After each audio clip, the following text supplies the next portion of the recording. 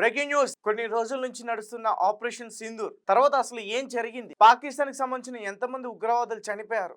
పాకిస్తాన్కి సంబంధించిన ఎన్ని ఉగ్రవాద స్థావరాలపైన మన భారత సైన్యం అటాక్ చేసింది? పాకిస్తాన్ కాల్పులు విరమణ చేసిన తర్వాత కూడా తన సైన్యంతో ఎందుకు అటాక్ చేపిస్తుంది? ఒక పక్క మాకు శాంతంగానే ఉండాలనిపిస్తుంది భారత్తో, మేము ఎటువంటి దాడులకి మేము ప్రయత్నించాలనుకోవట్లంటూ మాట్లాడుతూనే ఎందుకు ఇంకా ఇంకా స్లీపర్ సెల్స్ని తయారు చేసి పాకిస్తాన్ భారత్ పైన దాడి చేసేందుకు ప్రయత్నిస్తుంది? ఒక పక్క జమ్మూ కాశ్మీర్ గురించి, ఉగ్రవాదుల గురించి, వాటి గురించి మనం శాంతంగా కూర్చొని చర్చిద్దామంటూ కూడా పాకిస్తాన్ ప్రధాని షహబాజ్ షరీఫ్ మాట్లాడుతున్నారు. అయితే రీసెంట్గా ఎప్పుడైతే ఈ పహల్గామ్ అటాక్ జరిగిందో దాని తర్వాత ఆపరేషన్ సింధూర్ చేపట్టిన తర్వాత మన విదేశాంగ మంత్రి కావచ్చు, మన ఇతర మంత్రులు కావచ్చు, ఇతర దేశ పర్యటనకు వెళ్ళినప్పుడు ప్రతి చోట కూడా ఈ పాకిస్తాన్ యొక్క బుద్ధిని, ఉగ్రవాది సంస్థను ఎటువంటి విధంగా పెంచి పోషిస్తుందో అందరికీ తెలియజేశారు. సో ఎక్కడికి వెళ్ళినా పాకిస్తాన్కి చివాట్లు పడుతున్నాయి. రీసెంట్గా బయటకు వచ్చిన వార్త ఏంటంటే పాకిస్తాన్ ప్రధాని భారత్తో శాంతి చర్చలకు అడుక్కుంటున్నారు అనే వార్త బాగా సెన్సేషనల్ అవుతుంది. నిజానికి ఇప్పుడు కాదు, పహల్గామ్ అటాక్ ఎప్పుడైతే జరిగిందో దాని తర్వాత సింధు నది జలాలను ఆపేశారో అప్పటి నుంచి కూడా వీళ్ళు ప్రయత్నిస్తున్నారు. వీళ్ళని అసలు నమ్మడానికి లేదు. శాంతి చర్చలంటూ వెళ్ళిన తర్వాత, వచ్చిన తర్వాత వీళ్ళు అటాక్ చేసే ఛాన్సెస్ ఉన్నాయి. సో రీసెంట్గానే కొన్ని ఎంబసీ డిపార్ట్మెంట్ వాళ్ళు ఇలాంటి చర్చలకు వెళ్తున్నప్పుడు వాళ్ళకి అక్కడ ఎటువంటి విధంగా దాడులు జరిగాయో మనందరికీ తెలుసు. అంటే ఇది మనకు సంబంధించింది కాదు, అమెరికాలో జరిగిన ఇజ్రాయెల్కి పాలస్తీన్కి సంబంధించిన న్యూస్. రీసెంట్గా ఇంగ్లాండ్లో జరిగింది, రీసెంట్గా రష్యాలో జరిగింది. అంటే వీళ్ళు ఏంటంటే వీళ్ళని ఎట్లయినా సరే టార్గెట్ చేసి వీళ్ళ పెద్ద తలల్ని మనం తీసేయాలి, వీళ్ళ టార్గెట్. అప్పుడు వీళ్ళు దారిలోకి వస్తారు. సో పాకిస్తాన్ మొదటి నుంచి కూడా ఇదే రకంగా ప్రయత్నిస్తుంది. అలాగే ఇంకొక మాట కూడా మాట్లాడారు పాకిస్తాన్ సంబంధించిన షహబాజ్ షరీఫ్. ఏమంటాడంటే మీరు శాంతి చర్చలకు వస్తే ఇరు దేశాలకి మంచిది, లేకపోతే మీరు ఎంత దాడి చేస్తే మేము అంతకన్నా ఎక్కువ దాడి చేస్తామంటూ కూడా మాట్లాడే ప్రయత్నం జరుగుతుంది. కరాచీలో దాడి చేశారు, లాహోర్లో దాడి చేశారు, ఇస్లామాబాద్లో దాడి చేశారు. అణు స్థావరాలకి 10 కిలోమీటర్లు ఉన్నప్పుడు కూడా మన వాళ్ళు దాడి చేసి వచ్చారు. జస్ట్ భయం పుట్టించి వచ్చారు అంతే, భయపెట్టి రాలే, భయం అక్కడ పుట్టించి వచ్చారు. ఆ పుట్టించారు కాబట్టి ఆ భయంతో పాకిస్తాన్ గజ గజ వణుకుతూ శాంతి చర్చలకు అడిగేందుకు ప్రయత్నిస్తుంది. ట్రంప్ లాంటి ఒక అమెరికా అధ్యక్షుడితో యుద్ధ విరమణకు, కాల్పుల విరమణకు మాట్లాడించే ప్రయత్నం చేస్తుంది. ఇప్పుడు జమ్మూ కాశ్మీర్ గురించి మేము శాంతి చర్చలు చేస్తూ ఉంటూ కూడా వాళ్ళు మాట్లాడే ప్రయత్నం చేస్తున్నారు. అసలు జమ్మూ కాశ్మీర్ గురించి శాంతి చర్చలు ఏంటి? జమ్మూ కాశ్మీర్ మాది. మాట్లాడాలంటే ఉగ్రవాదుల గురించి మాట్లాడాలి. జమ్మూ కాశ్మీర్ గురించి మాట్లాడు, ఎన్నో ఏళ్ళగా గొడవలు జరుగుతున్నాయి జమ్మూ కాశ్మీర్ వల్ల, దాని గురించి మాట్లాడుకుందాం అంట. పిఓకే కూడా మాదే, జమ్మూ కాశ్మీర్ కూడా మాదే. సో ఎక్కడ కూడా మన భారత సైన్యం కానీ, మన భారత విదేశాంగ మంత్రి కానీ, మన డిపార్ట్మెంట్ ఎవ్వరు కూడా వెనక్కి తగ్గట్లే. వాళ్ళు సిద్ధం అంటే మన వాళ్ళు సిద్ధం అన్నట్టే ఉన్నారు, మేము రెడీ అన్నట్టే ఉన్నారు. ఇప్పటికే భారత సైన్యం త్రివిధ దళాలు చుక్కలు చూపించే పాకిస్తాన్కి, చుక్కలు. వాళ్ళకి ఎక్కడ తలదాచుకోవాలో కూడా అర్థం కావట్లా. ఆసిఫ్ మునీర్కి ఏమో ఫీల్డ్ మార్షల్ ఒక ఉన్నత పదవిని ఇచ్చారు. ఎక్కడ పాకిస్తాన్ ఆర్మీ ఫెయిల్ అయిందని ప్రజలకి తెలిస్తే తిరుగుబాటు చేస్తారనే భయంతో ఆసిఫ్ మునీర్కి ఆ పదవిని ఇచ్చారు. అది స్వయంగా పాకిస్తాన్ మాజీ ప్రధాని ఆయనే మాట్లాడారు, జైల్లో ఉన్న ఆయన. సో రీసెంట్గా షహబాజ్ ప్రధాని టర్కీ, ఇరాన్ ఇతర దేశాలందరికీ కూడా తిరిగి అడుక్కుంటున్నారు ఆయన, మాకు సాయం చేయండి, మాకు సాయం చేయండి, మాకు హెల్ప్ చేయండి.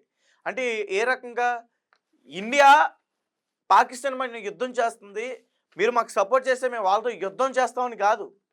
ఇండియాకి మీరు దయచేసి చెప్పండి, నచ్చ చెప్పండి. ఇరాన్కి సంబంధించిన అబ్బాస్ అనే ఒక విదేశాంగ మంత్రిని కూడా ఇక్కడికి పంపించారు. అలాగే టర్కీకి సంబంధించిన అతను కూడా వచ్చారు, దాని తర్వాత వెనక్కి తిరిగి పంపించేశారు. సో మన విదేశాంగ మంత్రి సుబ్రహ్మణ్యం గారితో కూడా చర్చలు జరిపారు వీళ్ళు. కానీ ఎక్కడ కూడా భారత సైన్యం వెనక్కి తగ్గట్లే. ఆపరేషన్ సింధూర్ పూర్తిగా ఉగ్రవాదుల్ని అంతం చేసే వరకు ఆగదు. అలాగే ఇక్కడ ఎవరైతే భారత్లో ఉన్నారో స్లీపర్ సెల్స్, వాళ్ళందరినీ పూర్తిగా నిర్మూలించే వరకు కూడా ఈ ఆపరేషన్స్ ఏవి కూడా ఆగవు. సో నేను ఒకసారి పూర్తిగా మీకు మరింత సమాచారం తెలియజేసే ప్రయత్నం చేస్తాను. పాకిస్తాన్‌కి అలాగే భారత్‌కి ఈ ఆపరేషన్ సింధూర్ జరుగుతున్న ఈ దాడుల్లో ఈ వాతావరణం ఎలా ఉంది ప్రెజెంట్ అనేది. జమ్మూ కాశ్మీర్‌లోని పహల్గామ్ ఉగ్రవాదులు నరమేధానికి భారత్ ప్రతీకారం తీర్చుకుంటున్న ప్రస్తుత పరిస్థితుల్లో పాకిస్తాన్ సంచలన ప్రకటన చేసింది. సైనిక చర్యతో పాటు అంతర్జాతీయ వేదికలపై పాక్ దుర్ఘాతాలను బట్టబయలు చేస్తున్న నేపథ్యంలో అనూహ్య నిర్ణయాన్ని తీసుకుంది. భారత్లో శాంతి చర్చలకు సిద్ధమని పాకిస్తాన్ వెల్లడించింది. జమ్మూ కాశ్మీర్ ఉగ్రవాదం సహా అన్ని అంశాలను చర్చల ద్వారా శాంతియుత వాతావరణంలో పరిష్కరించుకోవడానికి సందిగ్ధత వ్యక్తం చేసింది. సంవత్సరాల తరబడి కొనసాగుతూ వస్తున్న ఈ ఉద్రిక్తలను దక్కించుకోవడానికి సుముఖతను తెలియజేసింది. ఈ విషయాన్ని స్వయాన ఆ దేశ ప్రధానమంత్రి షహబాజ్ షరీఫ్ వెల్లడించారు. ప్రస్తుతం ఆయన 4 దేశాల పర్యటనలో ఉన్నారు. టర్కీ పర్యటనను ముగించుకుని ఇరాన్లో అడుగుపెట్టారు. ఆయన వెంట ఉప ప్రధాని, విదేశాంగ మంత్రి Ishaq Dar, army chief field marshal Asif Munir, దేశీయ వ్యవహారాలపై మంత్రి మొహసిన్ రాజా నఖ్వీ, సమాచార మంత్రి అతావుల్లా తరహార్ ఉన్నారు. రాజధాని టెహరాన్లో ఆ దేశ అధ్యక్షుడు మౌసద్ పెజిక్షియన్ స్వాగతం పలికారు. అనంతరం సాదాబాద్ ప్యాలెస్లో పెజిక్షియాన్తో చర్చల్లో పాల్గొన్నారు షరీఫ్. అనంతరం జాయింట్ ప్రెస్ మీట్లో మాట్లాడారు. సుదీర్ఘ కాలంగా 2 దేశాల మధ్య తీవ్ర ఉద్రిక్తలు, యుద్ధ వాతావరణానికి కారణమవుతూ వస్తున్న జమ్మూ కాశ్మీర్ సహా అన్ని రకాల సమస్యలను పరిష్కరించుకోవడానికి తాము సిద్ధంగా ఉన్నామని షహబాజ్ తెలిపారు. ఉగ్రవాదం, సరిహద్దుల్లో చొరబాట్లు, వాణిజ్యం, ఇండోస్ వాటర్ ట్రీటీ వంటి ఇతరత్ర అంశాలపై భారత్తో కొనసాగుతున్న వివాదాలను పరిష్కరించుకోవాలని భావిస్తున్నామని, చర్చల ద్వారానే అది సాధ్యపడుతుందని వ్యాఖ్యానించారు.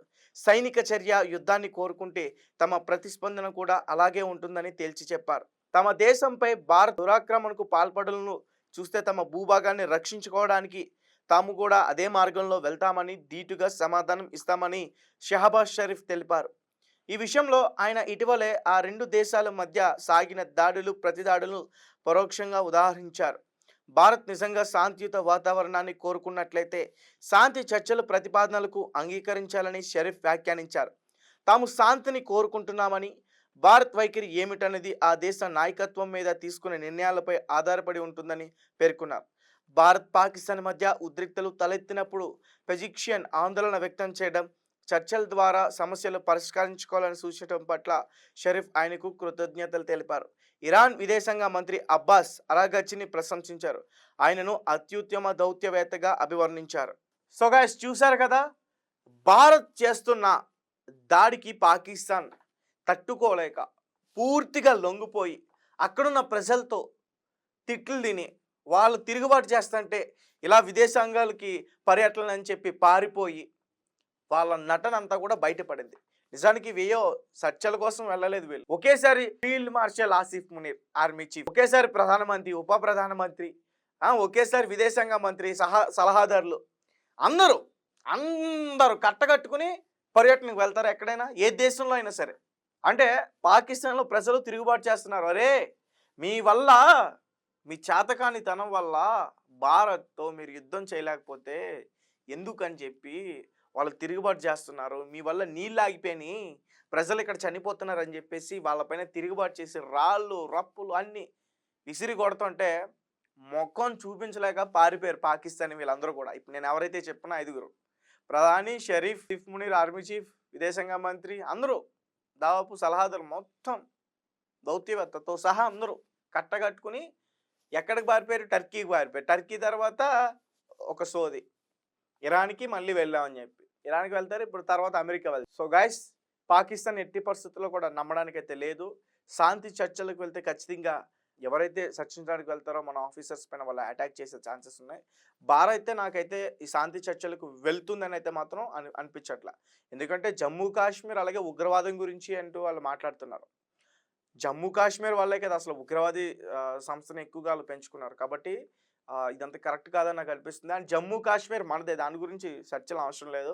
అండ్ ఉగ్రవాదాల గురించి కూడా చర్చలు అవసరం లేదు. ఎందుకంటే ఉగ్రవాదుల్ని పూర్తిగా నిర్మూలించడానికి అన్ని దేశాలు కూడా ప్రయత్నిస్తున్నాయి. కాబట్టి శాంతి చర్చలు అవసరం లేదని నాకైతే అనిపిస్తుంది.